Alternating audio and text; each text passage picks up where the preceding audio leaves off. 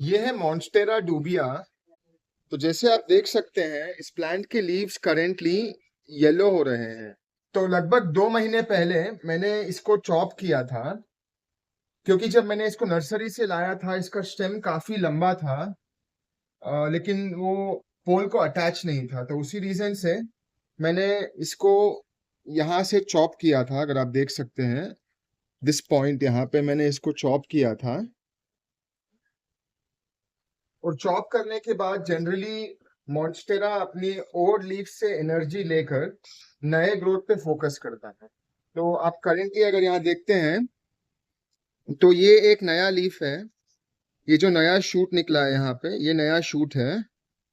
और यहाँ पे और 2 नए शूट्स आ रहे हैं।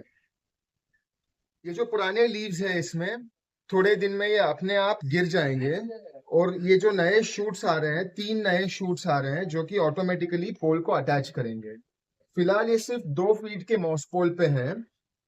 और इसका ग्रोथ अभी करेंटली सिर्फ यहाँ तक है। तो जैसे ही ये क्लाइंब करके ऊपर आने लग जाएगा तो हम लोग एक्स्ट्रा मॉस ऐड कर देंगे।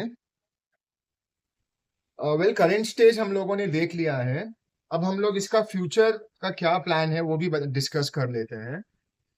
अभी क्योंकि ये मॉसपोल पे अटैच्ड है और इसके 3 नए शूट्स आ रहे हैं, तो इसका गोल है कि इसके एरियल रूट्स इस मॉसपोल को अटैच होके ये ऊपर क्लाइंब करना।